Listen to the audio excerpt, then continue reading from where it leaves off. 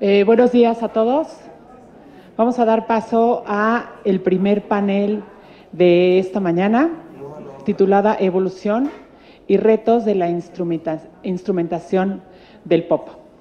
Para ello tenemos a 4 invitados realmente espléndidos, espectaculares. Estamos muy agradecidos por su presencia el día de hoy. Claudia Mir, Mónica Orozco, Guillermo Cejudo y Rogelio Gómez Hermosillo. Voy a leer una brevísima semblanza de cada uno de ellos antes de comenzar. Claudia Mir es economista por el ITAM y maestra en análisis económico de las decisiones públicas por la Universidad de París-Sorbonne. Tiene más de 14 años de experiencia en evaluación y análisis de programas y políticas públicas. Ha sido coordinadora, responsable e investigadora de distintas evaluaciones externas realizadas al programa y actualmente es directora general de Cocoa Services. Mónica Orozco, maestra en estadística por la Universidad de Chicago, es directora de Genders AC. Entre 1997 y 2003 trabajó en el programa como coordinadora de asesores y directora general de Planeación, Evaluación y Seguimiento. Asimismo, en 2018 coordinó los estudios de largo plazo del programa por parte del Banco Mundial. Guillermo Cejudo, doctor en Ciencia Política por la Universidad de Boston, es profesor investigador de lo que queda del Centro de Investigación y Docencia Económica CIDE, donde actualmente es secretario académico. Perdón.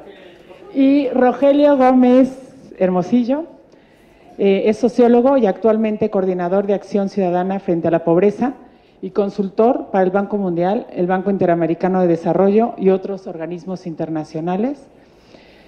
Asesora programas de transferencia en más de 20 países y fue coordinador nacional del Programa de Desarrollo Humano Oportunidades del 2001 al 2006. Claudia Mir estuvo a cargo del capítulo 7 de este libro, 20 años de operación del POP, retos y aprendizajes en materia de implementación de política social orientada a resultados. Mónica Orozco, capítulo 8, la focalización, surgimiento, evolución y retos. Guillermo Cejudo, del capítulo 9, la coordinación interinstitucional en progreso de oportunidades prospera. Y Rogelio Gómez Hermosillo, el capítulo 10, lo bueno siempre puede ser mejor, continuidad y cambios de Prospera a Oportunidades 2001-2006. Entonces, bueno, antes de darles la palabra, voy a comentarles sobre 3 preguntas que quisiéramos responder a lo largo de este panel. El primero tiene que ver, la primera pregunta, con qué elementos de éxito o fracaso de la operación del programa podrían recuperarse para el diseño de futuras intervenciones.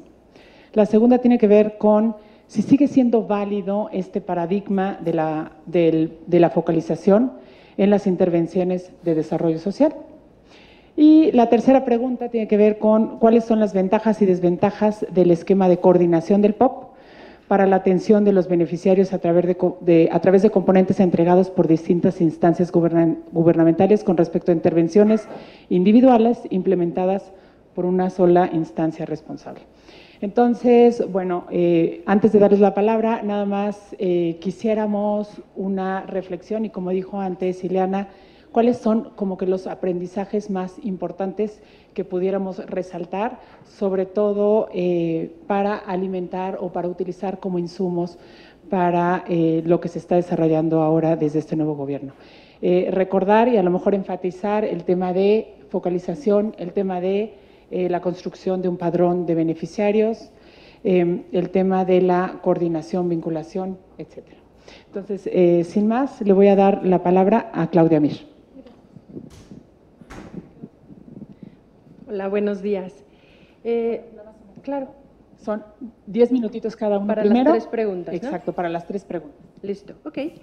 Bien, nosotros el capítulo que desarrollamos se centró sobre todo en analizar la implementación del programa desde el punto de vista de la creación de la coordinación nacional del programa. Entonces, desde ahí algunas reflexiones sobre elementos de éxito o fracaso que podrían recuperarse para el diseño de futuras intervenciones. Cuando hablamos de implementación, esta frontera entre formulación e implementación, si pensamos en ciclo de política pública, no forzosamente es clarísima. Y me parece que un primer punto a destacar que vale la pena recuperar es la importancia de tener una teoría del cambio clara para cualquier intervención pública que se desarrolle. La importancia de tener los objetivos claros y los mecanismos consistentes, un buen análisis de los supuestos y riesgos. Nos parece que fue un factor de éxito que explicó la continuidad del programa por muchos años. Otro tema relevante que ya mencionabas, Graciela, es el tema de contar con información sobre los beneficiarios y los potenciales beneficiarios también de manera sólida. Un padrón robusto de beneficiarios que podamos darle un seguimiento nominal. En eso, hablando con gente de la coordinación, quizás el punto clave es el poder darle seguimiento a las personas independientemente de cómo evolucionan sus condiciones familiares, ubicación en el espacio geográfico, etcétera. Y el gran reto ahí es, de verdad, el padrón nominal basado, por ejemplo, en la CURP, que era todavía un reto que el programa se quedó ahí atendiendo y que es esencial para este buen seguimiento. Inevitablemente, para tener un buen padrón se necesita un buen levantamiento con características claras, instrumentos claros sobre qué queremos levantar y saber de la población y que tenga continuidad a lo largo del tiempo. Entonces, el aspecto de la metodología para el levantamiento de información, para su procesamiento, su seguimiento y la actualización de padrones me parece un elemento clave. Uno más que quisiera destacar tiene que ver con la entrega de apoyos, ¿no? Digo, hay muchos más, pero para hacerlo rápidamente, en materia de entrega de apoyos, hay una importante experiencia del programa con respecto a la bancarización, ¿no? El tema de entregar los apoyos, sean efectivos, sea mediante tarjetas de débito, sea mediante puntos de entrega en distintas modalidades. Me parece que ahí hay documentada muchísima experiencia de cómo sí puede funcionar y qué no funciona. Hubo experiencias de acercamientos con algunos bancos, hay el tema Bansefi, cómo operó, etcétera. Me parece que ahí, sin duda, hay un tema de decidir para qué queremos esa forma de entrega de apoyos. Si es que se van a hacer entregas de apoyos mediante tarjetas, cómo se va a hacer para asegurar que la población puede darle buen uso a esos recursos. Creo que ahí hay muchísima experiencia que recoger. Hay casos muy positivos y hay para grupos de población para quienes es esencial recibirlos de esta forma. Para otros grupos de población resulta muy difícil acceder al sistema bancario y poder utilizarlo. Con respecto a la siguiente pregunta, el paradigma de la focalización, ¿no? Seguir focalizando. Bueno, a ver, digo, este es mi yo economista que habla, pero si siempre hay más necesidades que recursos, inevitablemente tenemos que priorizar, y priorizar inevitablemente es focalizar. Ahora, si estamos entendiendo focalizar como seleccionar familias en específico o seleccionar territorios, pues inevitablemente me parece que a nivel territorial sí, y se está haciendo, ¿cierto? Estamos centrando la política actual pues más en el sureste, en fin. Ahora, si focalizar se refiere a seleccionar familias o personas por sus características específicas para darles el apoyo o los apoyos que necesitan para salir de alguna condición, pues por supuesto suena ideal continuar con una política de focalización. Quizá el cuestionamiento tiene que ver con lo costoso de focalizar y de entregar apoyos diferenciando por ciertas características. Es verdad. También puede ser un tema de decidir si esto es discriminar, ¿cierto? Y es un tema de derechos, en fin, me parece que se puede abordar desde distintos puntos de vista, pero desde el estricto sentido de querer transformar la vida de las personas, sabiendo que cada persona o familia va a tener características distintas y necesidades distintas, me parece que el tema de la focalización tiene que estar presente y el gran reto es hilar fino. El programa Prospera se quedó en una etapa en la que estaba piloteando intervenciones para acercarse de una manera más especializada a distintos grupos de población. Por ejemplo, toda la estrategia indígena que se estuvo desarrollando, que la verdad es que tardó en entrar en la dinámica del programa, requirió de todo una implementación especializada a través de procesos, formación de operadores, etcétera, que de verdad pudieran acceder a esas culturas en el lenguaje y de la forma más adecuada para llegar a la población. Entonces, ahí hay un tema en el hilar fino, en la focalización, que me parece que es materia de cualquier intervención que se quiera pensar en el futuro. Finalmente, la pregunta relativa a las ventajas y desventajas del esquema de coordinación del programa a través de componentes entregados por distintas dependencias. A ver, el programa fue modelo en términos de la formalización de su coordinación interinstitucional, ¿no? El haber creado todos los consejos, comités, el último, el STEIA, en fin, tantos otros, me parece que es de lo que más podemos aprender con respecto a formalización de esta interinstitucionalidad.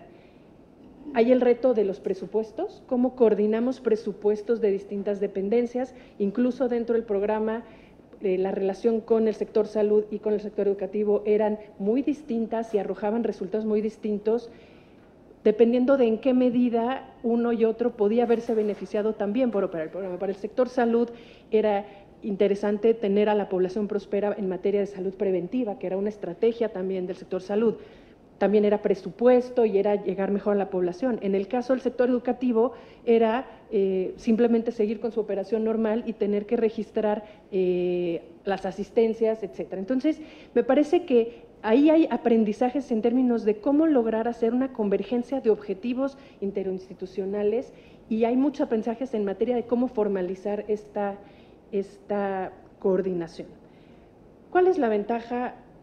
A ver, tenemos problemas complejos y los problemas complejos me parece difícil pensar que se resuelven con soluciones simples y con una sola institución si al centro estamos colocando a las personas o si al centro estamos colocando territorios, que me parece que son dos temas que estarán en la mesa en la nueva política, ¿no? Cómo enfocarnos en territorios, cómo centrarnos en personas, es lograr una coordinación para centrarnos y darle a cada persona o apoyar a cada persona y a cada territorio con lo que necesita. Por supuesto, como desventaja, que era otra parte de la pregunta, o la dificultad de la coordinación interinstitucional es lograr hacer converger los objetivos y las dinámicas operativas. Me parece que es uno de los más grandes retos que ojalá en esta nueva administración logremos trascender la sectorialidad con la que hemos estado trabajando y podamos tener nuevos mecanismos institucionales partiendo de la experiencia de Prospera para construir interinstitucionalidad. Pues me quedaría con eso.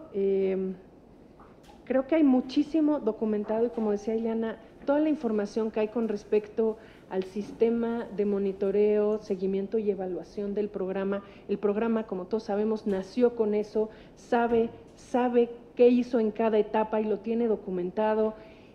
Me parece que ahí hay muchísimo que explotar, pero una inevitable recomendación es que cualquier intervención nazca con este sistema de monitoreo, evaluación y seguimiento bien pensado, que nazca con una línea de base, con una teoría de cambio y que se vea la importancia de invertir en la generación de información, en su procesamiento y lograr internalizar los procesos de aprendizaje a partir de esta evidencia para estar tomando decisiones que permitan una mejora continua. Me parece que esa es de las grandes cosas a rescatar del programa. Gracias.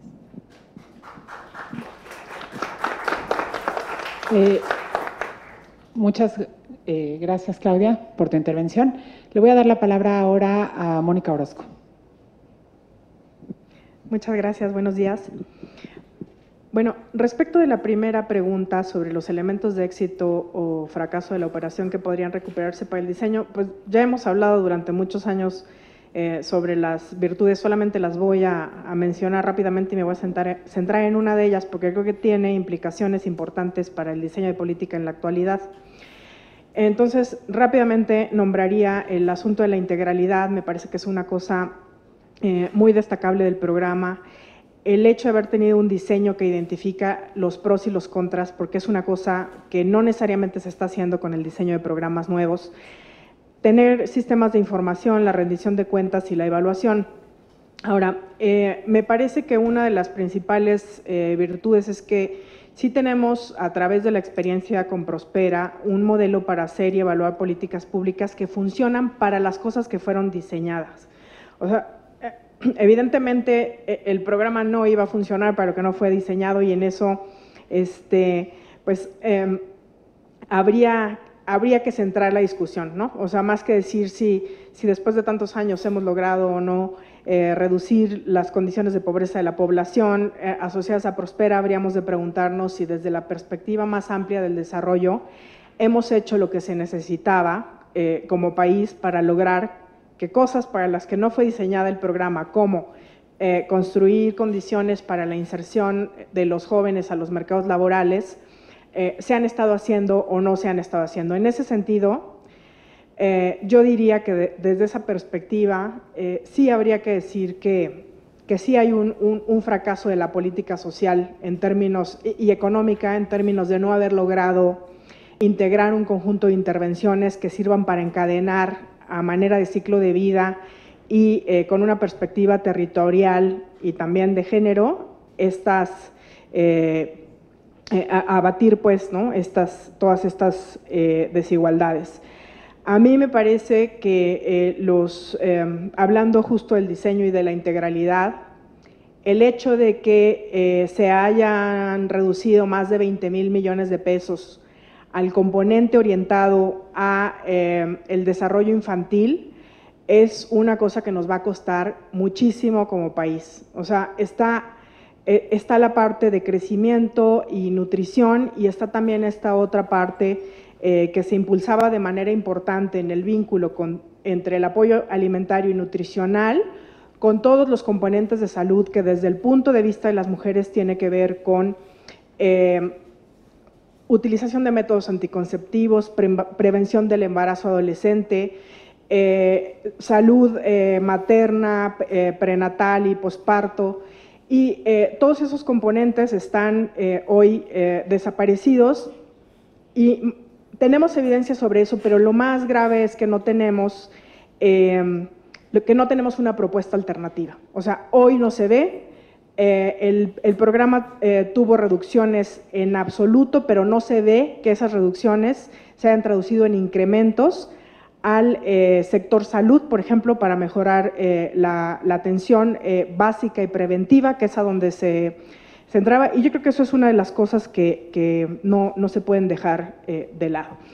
Ahora, como hay poco tiempo, porque de esta creo que podríamos hacer un seminario completo de esta pregunta en particular, ¿no? O sea, volcándonos al análisis de lo que está pasando hoy, ¿no? En función de los aprendizajes de Prospera, me paso a la segunda, que es justamente el tema que a mí me tocó abordar en el libro y que tiene que ver con la focalización. Y en relación a si sigue siendo válido el paradigma, pues con preocupación digo que de manera absoluta sí, y más en un contexto de recortes presupuestales como los que estamos viendo en términos de todos los programas sociales. Sí va a seguir siendo válido un paradigma de focalización mientras tengamos en México los niveles de desigualdad que hoy tenemos y los niveles de pobreza que hoy existen.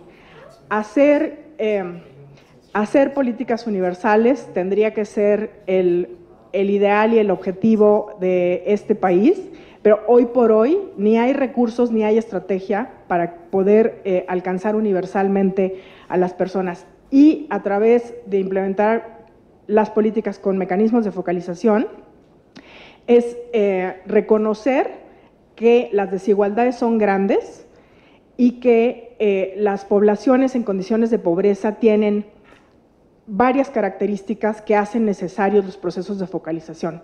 El primero es que estas poblaciones no tienen ni la misma cantidad de información ni la misma calidad de información para actuar en función de los beneficios que el Estado, ¿no? Que los apoyos públicos pueda recibir, y eso es muy importante. O sea, ir a buscar a la población es algo que no está sucediendo con los actuales procesos del censo de bienestar.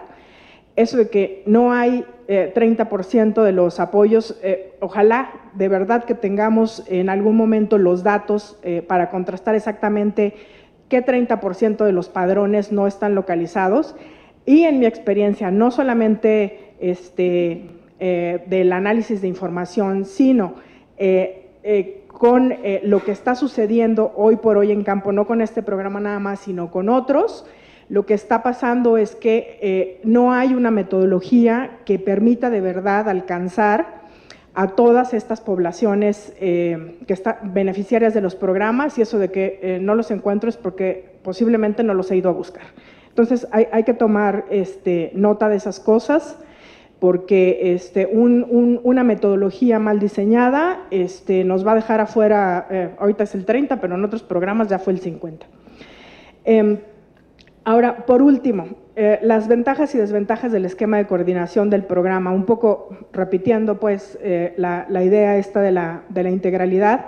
A mí me parece que una de las ventajas es que puedes tener costos operativos más controlados, pero también, sobre todo, es que los costos que le impones a la población para acceder a los servicios y a los apoyos de gobierno también disminuyen, porque a través de una estrategia integrada puedes tener un acercamiento que te permita pues, llegar a estas poblaciones y darles un acompañamiento de largo plazo. Hacerlo con estrategias dispersas, con programas pequeños que no alcanzan a dar una cobertura completa, es dar espacio, en primer lugar, a incrementar los costos a la población, sobre todo más pobre, que no se entera de estas cosas y a las que no se le llega, pero también es darle espacio al clientelismo y a las posibilidades de que estos programas no se analicen y polulen. Ahí tenemos el inventario de Coneval, ¿no? Más de 6,000 programas a nivel federal, estatal, municipal. O sea, no hay manera de integrar, de que eso así desintegrado pueda ser estructurado en una estrategia lógica de intervención de largo plazo. Ya nada más para cerrar, también diría que tener una única institución que concentre los apoyos de educación, salud, alimentación, está muy bien, ¿no? O sea, sí nos permitió avanzar en esos componentes, pero aunque tuviéramos una institución que lograra integrar esos y algunos otros más, como los que son preocupación, que son los de inserción de los jóvenes al mercado laboral, no hay forma que a través de una única institución y un único programa puedas cubrir todas las desigualdades y todas las dimensiones de la pobreza, ni mucho menos los factores que afectan esas dimensiones de la pobreza. Ejemplo claro, salud. No hay manera que tú puedas, a través de un solo programa, controlar la calidad de los servicios de salud y a la vez hacer la promoción de la parte de utilización desde el punto de vista de la población. Entonces, mientras que no haya un aprendizaje para la política social y económica en su conjunto, de estos efectos de la integralidad, pues va a ser muy difícil que podamos avanzar. Gracias. Muchas gracias, Mónica. Ahora le doy la palabra al doctor Guillermo. Hola, muchas gracias. Buenos días a todos, muchas gracias a Coneval, a la coordinadora del proyecto. Yo me voy a concentrar en coordinación interinstitucional, que es a lo que se dedica el capítulo que Cintia Michel y yo escribimos para el libro, y desde ahí… Claro que sí, perdón. Y de ahí de refilón entraré tanto a focalización como a aprendizaje. Y me gustaría empezar por el punto de partida de la creación del programa, lo que quería resolver, porque creo que eso explica por qué la importancia central del tema de coordinación. Cuando se discutía y todos los testimonios que hay de la creación del programa, la preocupación era: hay una oferta institucional diversa, múltiple, fragmentada, que no asegura que, más allá de que cumplan su propósito distintos instrumentos de política pública, distintos programas que existen desde el gobierno federal en aquel momento, lleguen a las familias pobres de una forma que no sea aislada o parcial y que por lo tanto impide el desarrollo de capacidades y potencialidades, incluso si cada uno estuviera bien diseñado, incluso si cada uno cumpliera su propósito, incluso si cada uno estuviera focalizado. La respuesta entonces era el programa que incluía una estrategia de coordinación interinstitucional, es decir, hacerse cargo de que era necesario un enfoque integral que asegurara el otorgamiento simultáneo, esto es muy importante, de un paquete de oferta institucional, que aprovechara la complementariedad que siempre existe entre distintos programas y que asegurara, y aquí los adverbios son muy importantes, que los beneficios llegaran a las familias de forma sistemática y permanente. Eso es algo que se logró, eso es algo que el programa buscaba resolver. ¿Cómo lo lograba? Con coordinación interinstitucional. El desafío siempre era, y como decía Daniel Hernández, cómo subsumir intereses sectoriales particulares, que eso siempre va a ocurrir en cualquier burocracia, el Ministerio de Salud, la Secretaría de Educación, cada programa está dirigido a resolver sus problemas específicos, atender sus indicadores, alcanzar sus metas y ejercer sus presupuestos. El desafío era cómo eso lo conviertes en una operación multipartita del programa. Y la respuesta, insisto, era coordinación interinstitucional, asegurar procesos, mecanismos, sistemas de información que con un mismo objetivo, cada quien haciendo su trabajo, lograra un objetivo común, con responsabilidades claras, como dice Rogelio, con automáticos, es decir, no con negociaciones anuales, no con convenios, como suelen ser los procesos de coordinación usuales, y con un intercambio de información no para agregarla, sino para volverla un instrumento de gestión. Mónica, Claudia lo han dicho muy bien, no es información para reportarla, no es información para rendir cuentas, también, pero es información que es indispensable para la toma de decisiones. Estos elementos, un objetivo común, articulación de responsabilidades con procesos automáticos e intercambio de información, es lo que define coordinación interinstitucional. Mi coautor y yo llegamos a POP después de haber estudiado otras estrategias de coordinación interinstitucional. A diferencia de todos los que están aquí, la verdad es que somos recién llegados al estudio y al análisis del programa. Pero eso nos permitió ver lo extraordinariamente raro que es resolver estos problemas en un diseño de política social. Pese a intentos abundantes, no ha sido por falta de ganas. Solo en este siglo hemos tenido la Estrategia Nacional de Inclusión reciente, antes tuvimos microrregiones, la estrategia 100%, es decir, la claridad de que hay un problema con la fragmentación de la oferta institucional es clara. Los intentos por revertirla han sido múltiples. El único que lo había logrado efectivamente era el programa, era POP. ¿Por qué? Porque había logrado resolver esto. Reglas y responsables claros, intercambio de información y un objetivo que no era un objetivo abstracto, no era todos juntos vamos hacia allá y compartimos como de autoayuda, sino un objetivo que se desdoblaba en acciones y decisiones concretas que efectivamente operaban. ¿En qué consistía este modelo de coordinación? Lo primero era un diseño articulado que incluía, como dijo muy bien Claudia, una teoría causal explícita, con las contribuciones específicas para un objetivo común. Esto otra vez suena muy simple, pero la verdad es que es la única experiencia reciente en política social donde eso ha sido claramente identificado. Incluso dentro de Prospera, cuando se agregó el componente productivo, eso no estaba cumplido. Ahí era el modelo de coordinación B, el otro, el de cada quien llega con lo que tiene, con lo que puede, con la información que tiene en procesos de negociación, con participación voluntaria en la medida del alcance y voluntad de los actores, no con contribuciones específicas, donde se sabe exactamente quién tenía que cumplir qué.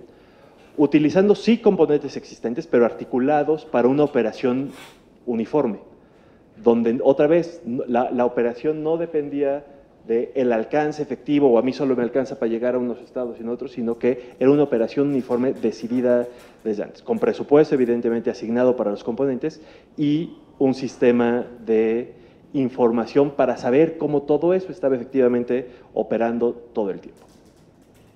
El segundo componente de ese modelo de coordinación son las acciones automáticas con responsables inequívocos, cuya participación no está sujeta a negociación o voluntad. Otra vez, el contraste con el componente productivo es muy claro. Las acciones no eran automáticas, los responsables no eran inequívocos, capaz que el apoyo para hacer el negocio venía de Zagarpa o de la Comisión de Pueblos Indígenas, o no había responsables inequívocos, y la participación sí estaba sujeta a negociación o voluntad.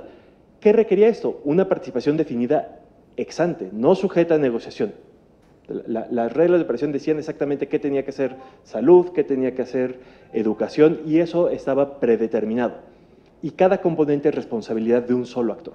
Ningún participante podía decir, bueno, yo espero que alguien más llegue y cumpla mi papel, como suele pasar regularmente en otros modelos de coordinación. Y el tercer atributo es que había reglas que definían acciones y flujos de información para tomar decisiones. No solo con información para focalizar, es decir, información de arranque sobre las condiciones socioeconómicas de la población, sino también con información para identificar el proceso y para identificar quién iba cumpliendo las corresponsabilidades y cuáles eran las acciones automáticas que de ahí se derivaban. Esa es, creo, la lección más importante del programa, el desafío más grande de cualquier cosa que pretenda sustituirle, complementarle, ampliarlo o lo que sea que vaya a pasar, es generar instrumentos de coordinación para atender integralmente a los beneficiarios en todo lo que la oferta quiere juntar. Con la articulación de componentes definida desde el diseño, no en mesas de coordinación, no en espacios de negociación, sino desde el diseño, para que incluso cuando se enfrentaron desafíos mayúsculos como cuando se amplió a zonas urbanas o cuando se cambió el modelo de focalización, se logró construir, no fácilmente, pero sí se logró construir instrumentos de coordinación que mantuvieran la lógica de intervenciones articuladas. Nada de eso ocurrió con el componente de vinculación, pero de ahí no hay muchas lecciones. Bueno, ahí sirve como contrafactual para construir el argumento. ¿Sí? ¿Hay lecciones para el nuevo gobierno? ¿Por qué no funcionó? Hay lecciones de cómo ese modelo, los desafíos inmediatos de ese modelo, los desafíos de pensar que solo con negociaciones, sin responsables inequívocos y sin contribuciones claras definidas ex ante, lo más probable es que gane, y no quiere decir que sea una disposición a no participar, quiere decir que predominará las prioridades burocráticas, porque para eso están diseñadas, de cada programa, los indicadores, etcétera, de cada una de las intervenciones. Todo esto permitió además, aunque desde el modelo de coordinación mi explicación es muy burocrática, tiene un efecto importantísimo en las personas. La oferta llegaba articulada a las personas. Es decir, las familias beneficiarias tenían acceso a un paquete de intervenciones que ya estaba decidida para ellos. No tenían que interactuar con distintos programas, no tenían que negociar, no tenían que formarse a ver si les tocaba en suerte. Sabían exactamente qué les tenía que llegar, cómo les tenía que llegar, y el programa, ya se dijo antes, iba adaptándose a los cambios. Nació un nuevo niño, pues, se incorporaba y pasaban cosas en automáticas. La niña entraba a secundaria, cambiaba el monto. Es decir, había una trayectoria definida que más o menos operaba en funcionamiento. Desde luego estaban todos los asuntos que se han dicho ya de la pertinencia, la calidad, los problemas de inclusión, etcétera. Pero el diseño de la estrategia de coordinación sí hay un valor que me parece muy, muy importante. Déjenme llevar ahora un poco la discusión al asunto de focalización. ¿Por qué incluso una estrategia que pretenda ser universal requiere información? A veces pareciera que la discusión es cómo focalizar es muy caro porque necesito encontrar a las personas y saber datos. Ser universal es igual, porque llegar a todos significa llegar a cada uno. Significa que tienes que encontrar a todos y llegar a todos. Entonces requieres también sistemas de información, exacto. Una cosa adicional, una estrategia universal, que no se haga cargo de esa dificultad de encontrar, que la dificultad de encontrar a todos es diferenciada, lo que es probable es que hay personas que es más fácil encontrar que otras. Las personas que ya tienen una pensión es más fácil encontrarlas que las personas que no tienen una pensión. Las personas que viven en ámbitos urbanos es más fácil de encontrar que las personas que no viven en ámbitos urbanos. Entonces, cualquier esquema, aunque quiera renunciar a la focalización, requiere un sistema de información robusto, actualizado, que permita y que otra vez que se incorpore a los procesos de información. Si entiendo bien, pero aquí hay gente que puede explicarlo mejor que yo, Prospera sí tuvo un levantamiento inicial de información de población, pero ese era el punto de partida. Lo que era importante, lo que servía para la toma de decisiones era la actualización de la información. Entonces, más allá de la opinión que tengamos de un censo o cualquier proceso de recuperación de información inicial, la siguiente pregunta es cómo se actualiza y cómo esa información se utiliza para la toma de decisiones. La información no solo sirve para decir usted puede o no ser beneficiario o a usted le va a llegar, es para poder incidir en esas personas en el ciclo de vida, adaptando la oferta institucional a las necesidades concretas, se requiere información.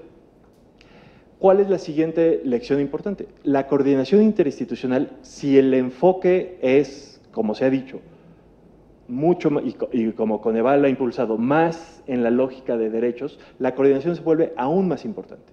No hay ningún programa que por sí mismo resuelva ninguno de los retos para garantizar los derechos sociales. Entonces se requiere articular distintas intervenciones. Pero aún más, la distancia entre la situación de las personas y la garantía plena de sus derechos es diferenciada. Es una política universal, si la lógica es garantizar plenamente todo el derecho, pero para garantizar plenamente todo el derecho a todas las personas requieres intervenciones diferenciadas e información no de todas, no de los promedios, sino de cada una de las personas. Eso es lo que creo que la discusión sobre coordinación nos ayuda como lecciones hacia adelante. Termino con una, porque que aquí estuvimos, antes de arrancar, pensando, ¿qué quiere decir la institucionalización de la política social? En este edificio y donde antes estaba Coneval y en CDSO, siempre hablábamos de qué institucionalizado está Prospera. Era el ejemplo de cómo se ha institucionalizado. Y sin embargo, desaparece o se modifica o como le queramos llamar. Creo que ese es un síntoma de un problema más serio de la política social en su conjunto. Tenemos una Ley General de Desarrollo Social que no define casi nada. Y luego queremos resolver los problemas de esa definición desde las reglas de operación que nos obligan a discutir programa por programa.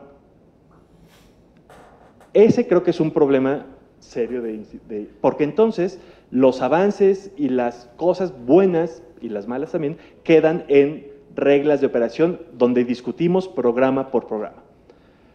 Y no hay una discusión del conjunto de los programas, ni hay una institucionalización de esa visión del conjunto de los programas. Y ese sí creo que es una lección importante, una preocupación importante que dejar para la discusión futura. Muchas gracias.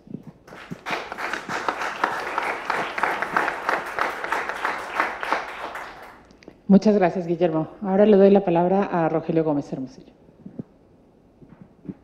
Gracias, Chele. Muy buenos días. Agradezco la invitación y confieso que no sé bien para qué sirve esta discusión.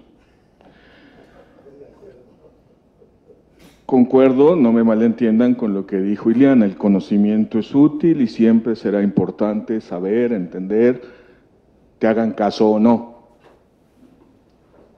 O sea, tiene valor en sí mismo.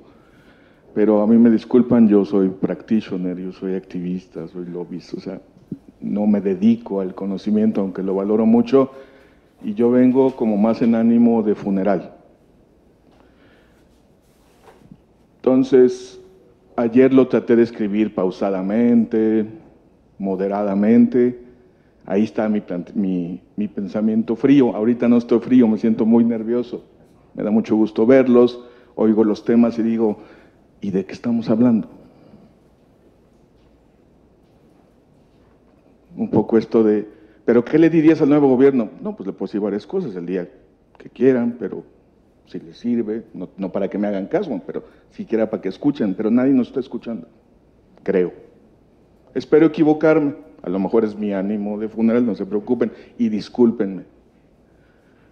Pero entonces, una cosa bonita de este tipo de eventos es encontrar a la gente con la que uno compartió, ¿no?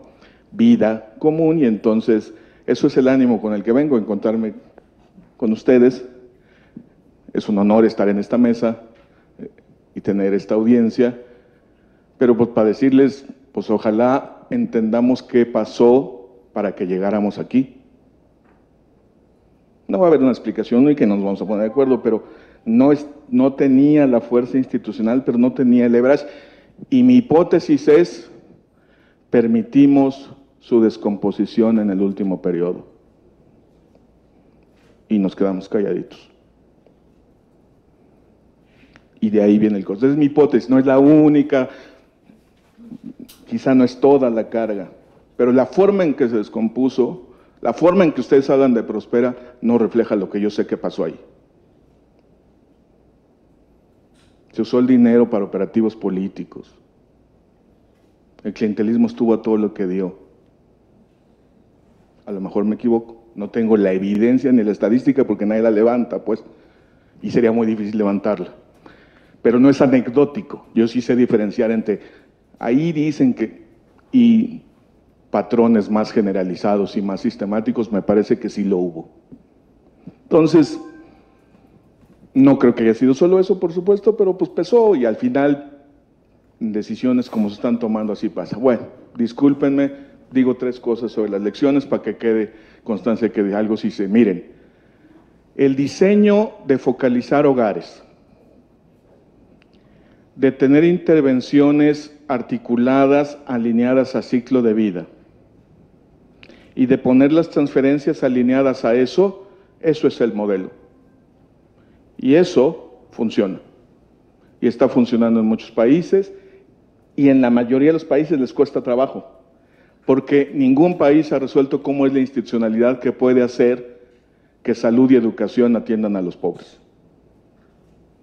No hay país en el mundo que tenga el instrumento sólido para hacer que salud y educación entreguen servicios de calidad en salud y educación con calidad y pertinencia a los más pobres. No hay.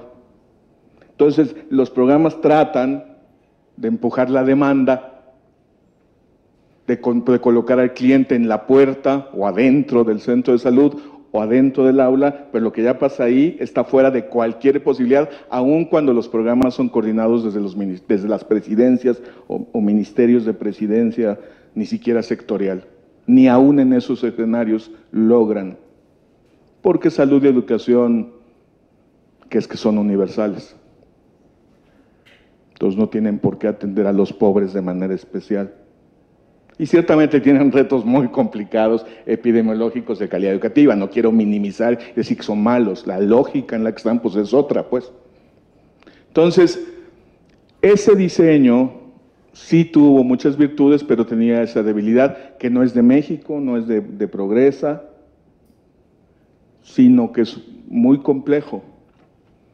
Y que hay cosas que ayudan, el padrón, los procesos en automático, pues hacen, ahí te los mando, por lo menos esos sí los atiendes, etcétera, paquetes garantizados, en fin. Pero al final, oportunidades, desde que era oportunidades en 2008-2009, acabó siendo coordinador en la Oficialía Mayor de Educación, donde no tiene nada que ver con la educación, ¿no? En fin, una serie de problemas. ¿Qué se pierde al convertirse en becas Benito Juárez? Pues el diseño ese donde la beca empezaba bajita, iba subiendo, y la preciosidad que en mi tiempo, cuando la primera vez que lo presenté en el Colegio de México, ahí en 2005, significaba en ese momento 1,000 millones de pesos de diferencia por las becas diferenciadas, ya deben ser como 2,000, por la diferencia de becas de secundaria y media superior para mujeres con perspectiva de género. Bye, chao. Entonces, eso no hay en ningún otro país. Alguno está haciendo alguna pequeña diferencia de género, pero el esquema gradual no hay en ningún otro programa de transferencias, ni siquiera, ¿no? Lo que logran algunos es diferenciar entre la básica y la secundaria alta, o sea, 3 montos distintos, lo cual no está mal, pero no el de te vamos diciendo que eso es lo que queremos, que vayas avanzando. En fin, esas son las cosas que creo que son lecciones importantes de diseño, porque al final todo se explica por una razón. Los hogares en pobreza crónica, que se parece a la extrema, pero no es lo mismo, concentran los 2 problemas centrales del desarrollo humano de la primera etapa de vida: desnutrición crónica en los primeros días de vida y deserción temprana sin cumplir ciclos educativos. El mismo hogar, dependiendo donde esté, donde estén sus hijos, donde estén las personas jóvenes, los niños, niñas, adolescentes y jóvenes, pues concentran esos mismos hogares. Entonces, focalizar esos mismos hogares hacía mucho sentido. Segundo, sobre la discusión de focalización, a mí me gustaría que entendiéramos que focalización y universalismo son 2 caras de una política completa. No son excluyentes. No creo que el problema sea que nos faltan recursos para focalizar a todos, es que depende para qué. El acceso universal a la educación, a la salud, no debería estar a discusión, incluso a una educación de calidad y pertinente, universal.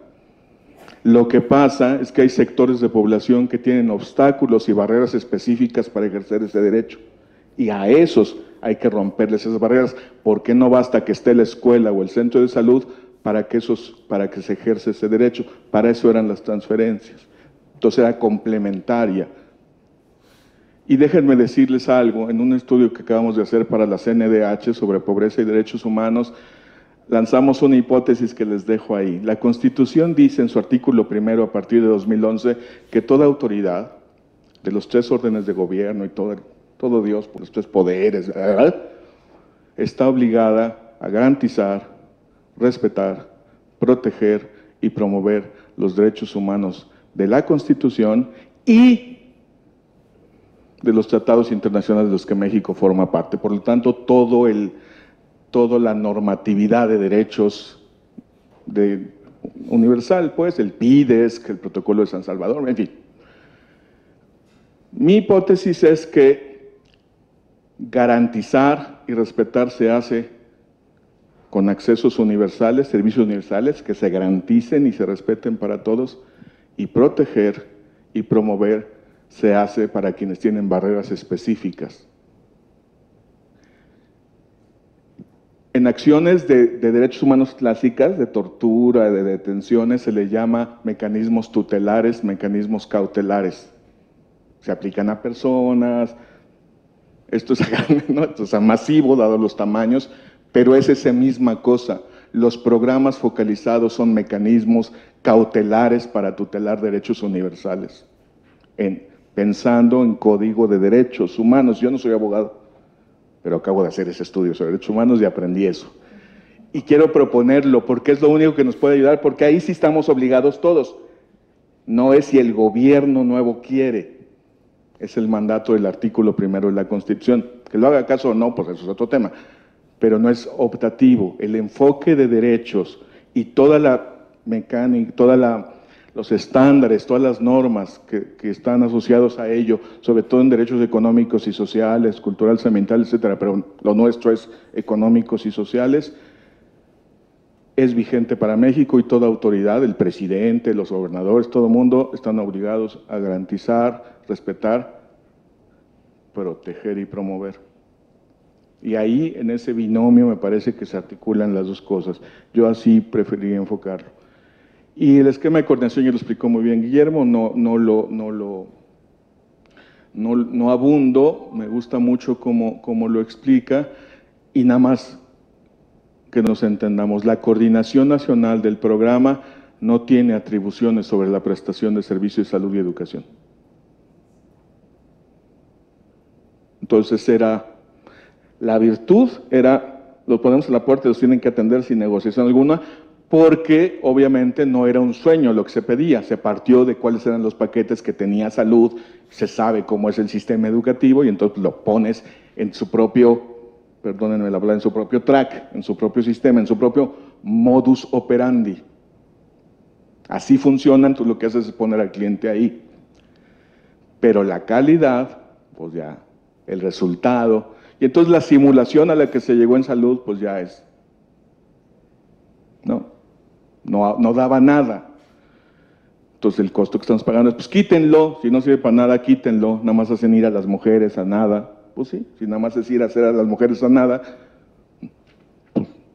pues sí, pero lo importante es que en los primeros 1000 días de vida se forma el cerebro de los niños y darles los micronutrientes y prevenir que tengan episodios diarreicos, enfermedades respiratorias, es crucial para que crezcan y entonces desarrollen su cerebro y entonces puedan avanzar.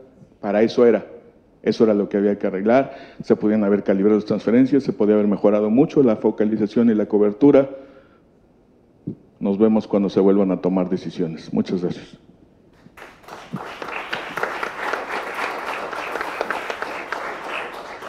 Muchas gracias, Rogelio.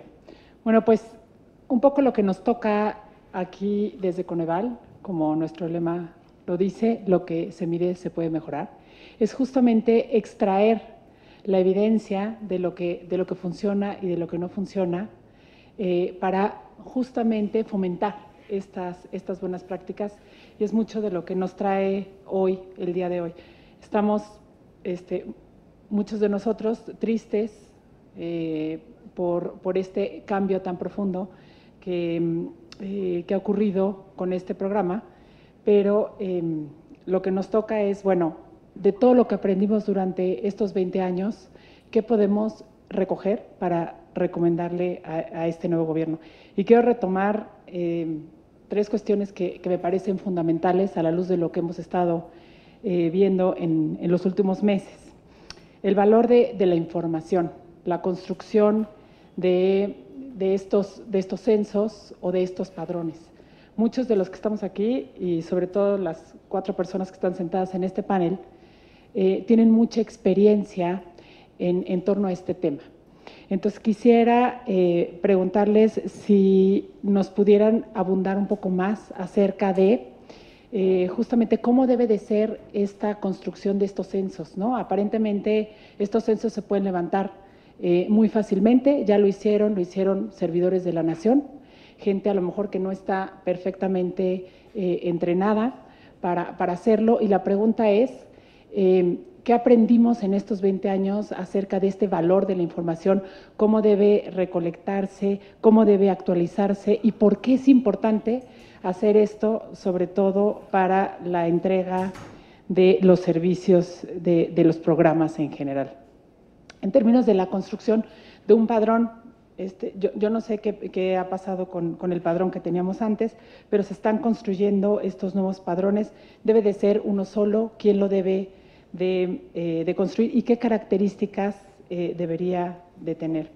Y luego otra vez en torno al tema de la focalización, me parece muy interesante porque no se ha tocado muchos de los temas que estaban alrededor de esta focalización en términos de los errores de inclusión y exclusión. ¿Qué tan grandes son? ¿Qué aprendimos con este programa? ¿Y qué se podría mejorar y sugerir en torno al tema de la focalización de estos temas? Entonces le voy a dar la palabra en el mismo orden en el que comenzamos, Claudia. Y sobre todo también si quieres complementar con cualquier otra cuestión. Gracias.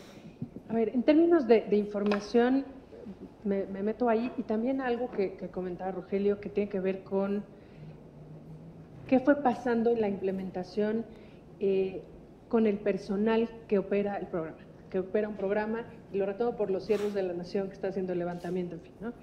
El programa Prospera durante muchos años, pues por supuesto ustedes saben, operó con personal de campo que es personal o era personal de honorarios, que tenía ciertos perfiles que iban respondiendo pues a las necesidades de levantamiento de información, de atención a las beneficiarias y demás. Entonces, me parece que en términos de obtener la información correcta, cuenta, por supuesto, el diseño de los operativos, por ejemplo, estos masivos que tenían para levantarla en casa y demás. Cuando hubo diseños en los que había tiempo y recursos suficientes para hacer levantamientos adecuados, fue muy distinto el personal que se pudo tener, el mecanismo para supervisarlo y demás, que cuando empezó a haber como más prisa o cuando empezó a ser más difícil ir a ubicar a ciertos grupos de población.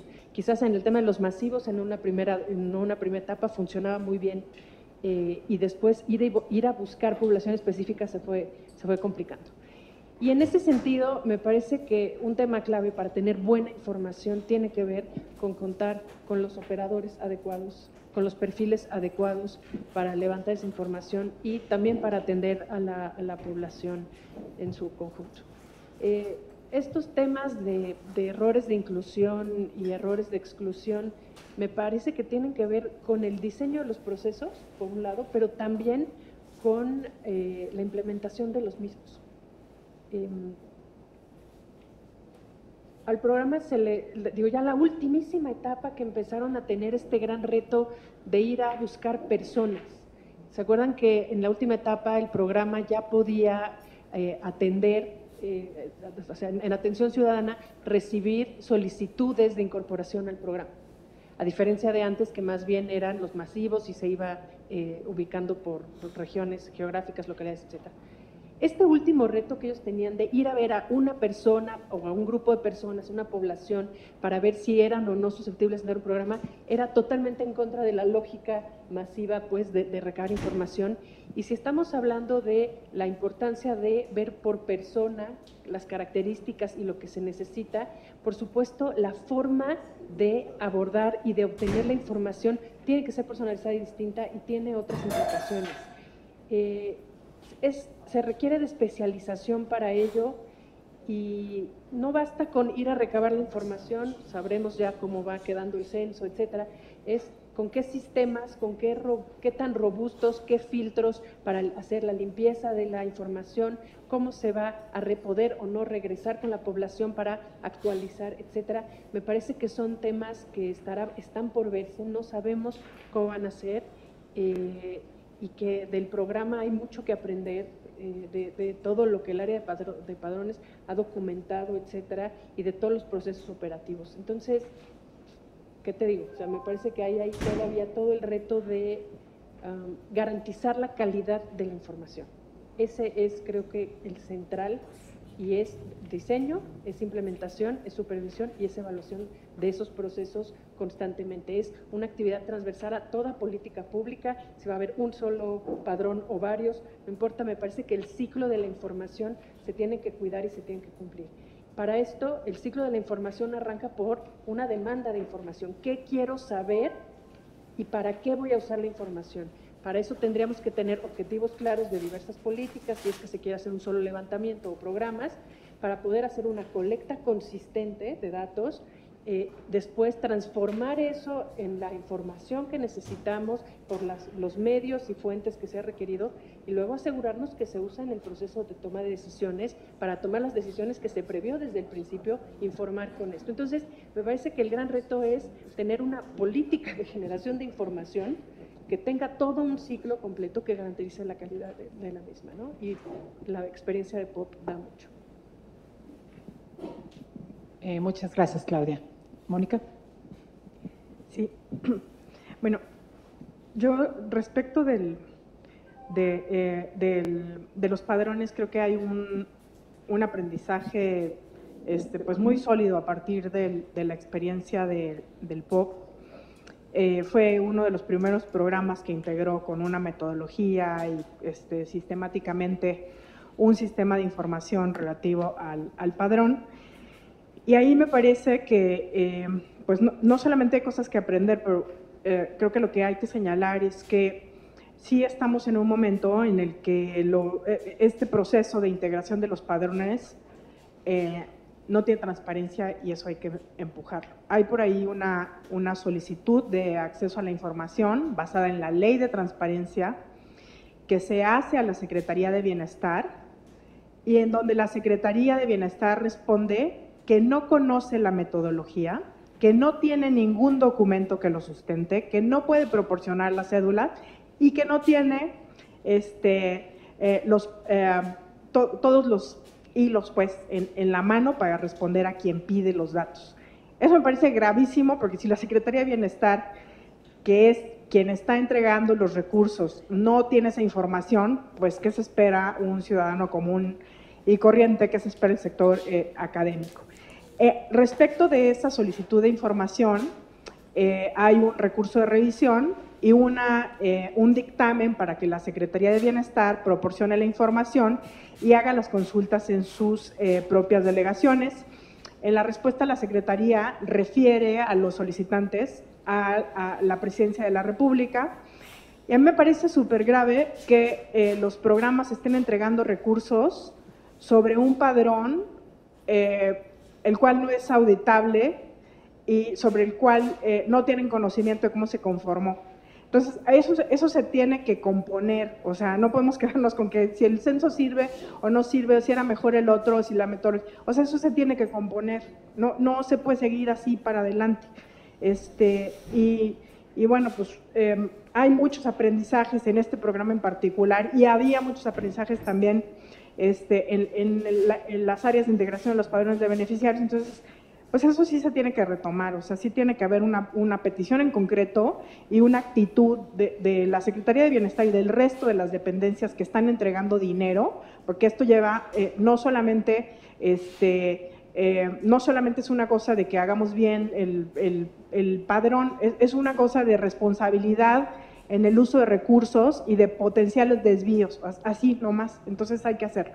Bueno, y respecto a la segunda, perdón, porque yo me emocioné con todos los demás temas y no hablé del asunto de los errores de inclusión y exclusión, que fue el capítulo que en particular a mí me tocó, pero es que hay como muchas cosas que decir, entonces, pero rápidamente, el planteamiento que Celia Huber y yo hicimos respecto del asunto de los errores de inclusión y exclusión. Bueno, primero, hay que separar la discusión entre errores de exclusión derivados de la metodología y del mecanismo que se utiliza para llegar a los beneficiarios, de lo que se denomina como errores de exclusión, porque la política no está diseñada para tener un mecanismo de ampliación de cobertura. Entonces, si yo tengo para beneficiar a 5 y tengo que beneficiar a 7, yo no llamaría un error de exclusión en términos de los criterios de focalización, esos 2 millones que me faltan. Tenemos un error de diseño y de asignación presupuestal que no permite llegar a la cobertura total, ¿no? Entonces, separar esas dos es muy útil porque entonces, uno, mediante un mecanismo de focalización puedes llegar a los que tienes que llegar con cierto error estadístico, pero no puedes llegar a los que no tienes dinero para atender. ¿Sí? Son dos discusiones distintas. Entonces, ese es el planteamiento. Inclusión, exclusión versus cobertura y suficiencia de presupuesto. Y luego la otra cosa que planteamos en el capítulo también es que todo este asunto de cómo va variando la inclusión y exclusión también tiene una dinámica temporal. Entonces, las familias y las personas, en función de sus características particulares y de su ciclo de vida, tienen distintas condiciones a lo largo de la vida. Las familias más jóvenes, de reciente creación, que tienen niños pequeños, que tienen elevados índices de dependencia, presentan mayores niveles de pobreza y de vulnerabilidad, porque justamente son esas las etapas de la vida en donde hay que dedicarle muchos más recursos. Más allá de los monetarios, hay que dedicar recursos al cuidado. Hay personas dentro del hogar que no pueden salir a trabajar, que normalmente son las mujeres, que tienen que cuidar a los niños, y eso crea condiciones de pobreza mucho más profundas. Esas son las que en este momento se están quedando más vulnerables con el desmantelamiento de los apoyos que tienen que ver con la protección de los niños pequeños y las garantías pues, para el acceso a la salud y a la alimentación. Entonces, esa dinámica lo que hace es que estos errores de inclusión y exclusión, dependiendo de dónde te agarren en el ciclo de vida, pues pueden ser mayores o menores. Y en una estrategia en donde no hay un mecanismo de ampliación de la cobertura y una asignación presupuestal para ir atendiendo a estos nuevos hogares, pues obviamente que en el transcurrir del tiempo tenemos una mayor falla en la cobertura de los programas, que no necesariamente tiene que ver con cómo está diseñado el mecanismo de focalización, sino cómo está hecha la estrategia para atender a la población en pobreza. Gracias. Gracias. Guillermo.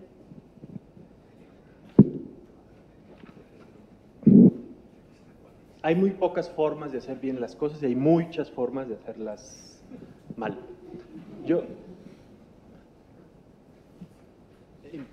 creo que tengo más ejemplos de lo segundo y voy a empezar por ahí. Les voy a contar 4 historias distintas, separadas. Una vez estábamos reunidos con un secretario de Desarrollo Social en un estado que muy orgulloso nos contaba que un secretario de Desarrollo Social en un estado que muy orgulloso nos contaba que habían hecho un levantamiento censal para poder conocer a todas las familias en pobreza en su estado. Y estaba en mi oficina y llevaba su Mac y decía, aquí está, y está georreferenciada y podemos verla y podemos actualizarla y esa información nos va a permitir focalizar muy bien. Pues ya nos contó muchas cosas y en algún momento le pregunté, bueno, ¿y cómo? Y el próximo año, ya que hayan hecho tantas cosas que van a hacer con esas familias, ¿cómo van a saber qué cambió? ¿Cuál es la estrategia de actualización cuando tu origen de información es un censo?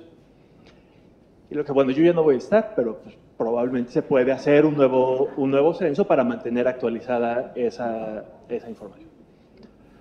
Una segunda historia es cuando se estaban levantando los CUIs para informar el CIFODE, los municipios entendieron muy bien que esa información iba a ser muy importante para que llegaran los programas sociales y los recursos.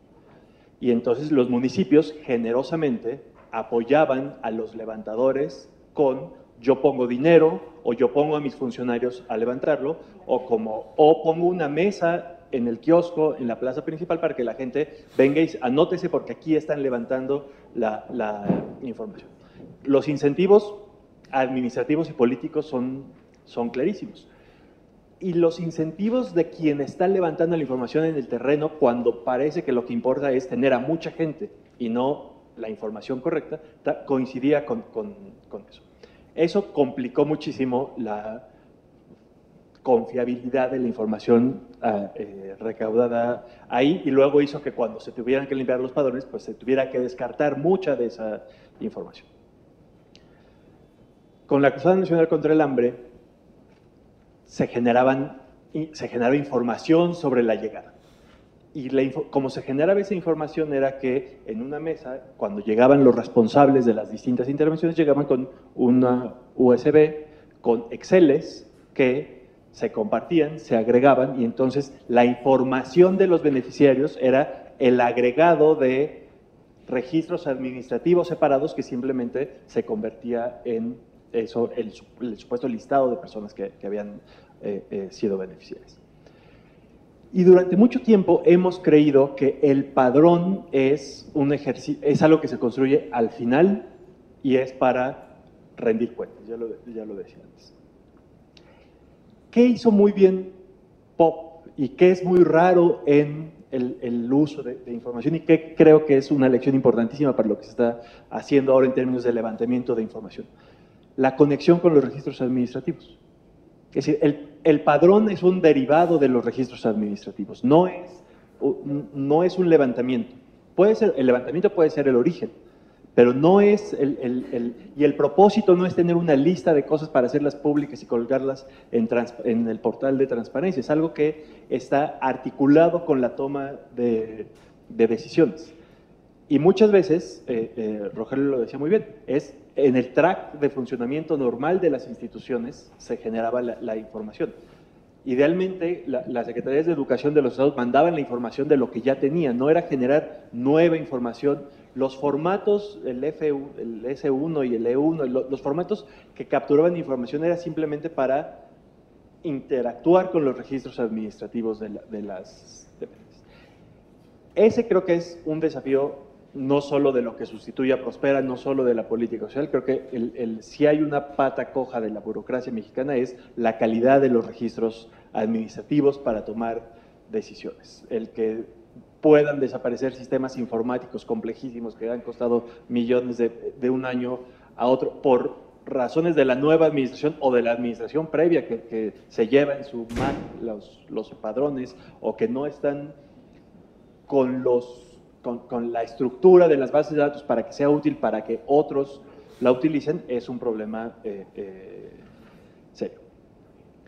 Y lo último es, la calidad de la información está supeditada al uso que se le va a dar a esa información, es decir, simplemente saber qué se está preguntando o qué tan bien está levantada la información es elementos mínimos, pero lo que es realmente importante es saber quién la va a utilizar y para qué la va a utilizar, para entonces saber si esa información efectivamente va a servir para que cuando llegue el funcionario que tiene que utilizar esa información para tomar decisiones, le va a ser suficiente, si la desagregación, la pertinencia, la temporalidad corresponde con lo que se necesita para tomar decisiones. Y eso es algo que entonces se construye de atrás para adelante. Cuando sepamos que para otorgar tal subsidio, tal apoyo, ese funcionario necesita estos atributos de información, entonces sí se puede construir el instrumento para levantarlo con muchísima calidad y actualizarlo, etcétera, pero en función del uso que se le va a dar, que es mucho más que solo la transparencia. Muchas gracias, Guillermo. A ver, primero, yo creo que sí es muy grave que haya habido un anuncio de que el censo se empezó a levantar desde una instancia o privada, y si no es privada sale peor porque es un partido político. Lo que sí no era gobierno en la etapa de transición, eso sí no era. Entonces ahí hay un problema de marco legal, de violación por lo menos de la parte de datos personales, pero esa no es la grave. La grave es la asignación de recursos a un procedimiento realizado fuera de un marco de gobierno. No había ninguna responsabilidad de ningún servidor público en el inicio del levantamiento del censo del bienestar. Y hoy entonces estamos con esta paradoja de la confesión de parte, que dicen los abogados, ya me estoy poniendo abogadil, que dicen que es relevo de pruebas. O sea, si la Secretaría de Bienestar dice, yo no tengo la metodología, pregúntenle a la presidencia, pues ya dijo que ellos no son, ¿no? Ahora, los recursos están asignados a ellos. O sea, los subsidios que se van a canalizar a ese padrón sí son responsabilidad de la Secretaría de Bienestar. Yo quiero ver si la Auditoría Superior de la Federación debe entrar en serio o no, lo dudo. Pero ya lo sabemos. No por fuerza está mal, en el sentido de los economistas. ¿Habrán encontrado a los más pobres o no? Yo qué sé. Lo que sí es que está muy mal en el sentido de la institucionalidad de un país. Entonces, ahí dejaría esa parte. Y hay estándares, hay experiencias. La verdad es que en México nunca hemos tenido padrón único de beneficiarios y lo único que se parece a un padrón de beneficiarios es el del POP, porque es la puerta de entrada mediante un proceso de acopio de información socioeconómica, calificación de esa información para definir un estatus que se llamaría elegible o no elegible y a partir de ahí iniciar el proceso con los elegibles para incorporarlos a un programa. Eso en otros países lo hace una instancia distinta a los programas, la instancia responsable del padrón de beneficiarios, es el caso de Colombia, de República Dominicana. Hay una instancia que genera el padrón, que es la puerta de entrada, y los programas, que acaba siendo el programa de transferencias, porque casi nadie más piden la base de datos para decir, dame los que tienen niños, ¿no? Y luego tienen que hacer el proceso operativo, que dice Guillermo que es muy importante, de irlos a buscar y entregarles un medio de pago y ver que dónde están en la escuela y toda esa cosa, que eso muchas veces no está en un padrón entendido como registro. Entonces, yo el ejemplo que he dado de a qué se parece un padrón de beneficiarios, yo digo es el SAT inverso. Y un economista, un día fiscalista me dijo, no, es el SAT completo. Bueno, está bien, pues es el SAT completo, ¿no? Pero al fin y al cabo, inverso o la parte que lo completa es cuál es la condición socioeconómica, cuánto tienes que aportar o cuánto te aportamos. ¿Y para qué y con qué reglas? Igual que acá. Por lo tanto, está súper vivo, pues nosotros reportamos, no sé, cada quien, pero sea que trabajemos subordinadamente, nuestro empleador reporta mensualmente nuestro ingreso y deduce y entrega, o nosotros, si somos independientes, reportamos, aportamos, etcétera. Es decir, está totalmente vivo. Ahí sí me parece muy importante lo que dice Guillermo. Para pobreza crónica no necesitas ese nivel de dinámica de que cada mes o la canción no va a cambiar tanto. Pero sí, si quieres objetivos de desarrollo humano, están o no están en la escuela, van o no van al centro de salud, reciben o no reciben micronutrientes y toda esa cosa, nominalizado. Ahora, fue todo un bollo construir el sistema nominal de salud, de hecho no se pudo, en el sentido de darle seguimiento a cada niño o niña menor de 5 años, desde que nacía hasta que terminara su ciclo de desarrollo y crecimiento, nominal, porque lo que hay son estadísticas de a cuánto se les entregan. Entonces, no se pudo el padrón de salud, de atención de esa parte para los niños de oportunidades. Entonces, pero básicamente yo creo que aquí el tema es cómo se hace para mantener un registro vivo, dinámico, que puede corregir sus errores de exclusión, que los puede tener, de inclusión, que supervisa, como se hace en Brasil,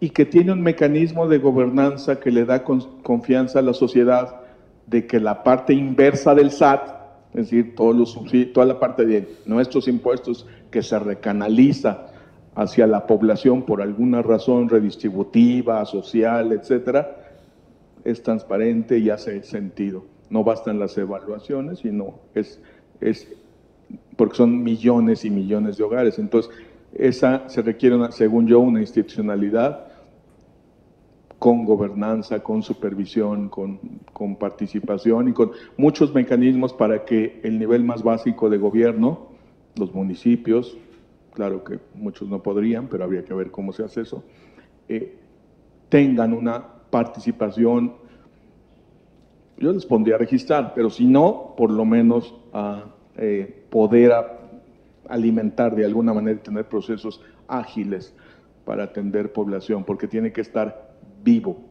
Y luego vienen ya todas las discusiones técnicas de CURP, cédula de identidad, que obviamente ayudaría muchísimo tener un único numerito, ayuda para todo, resuelve todo, sí, ojalá, pero es otro tema, pero sí, es mejor, pero nada más, ojo, no es indispensable, porque, pues, en fin, porque se puede poner después, en fin, cuando el país resuelva esa parte.